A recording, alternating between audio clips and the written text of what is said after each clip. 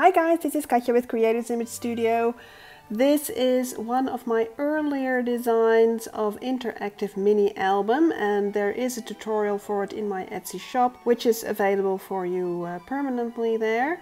And I thought I'd share with you how this particular tutorial album would look with pictures inside, because I have finally taken the time to fill it up with pictures. So this is not something I automatically do immediately after I finish a mini album. So this time I had some pictures printed and put them inside this lovely mini album, which sports 6 interactive pages, so including the inside covers, that means at least 14 page layouts, well, plus a lot of separate photo mats.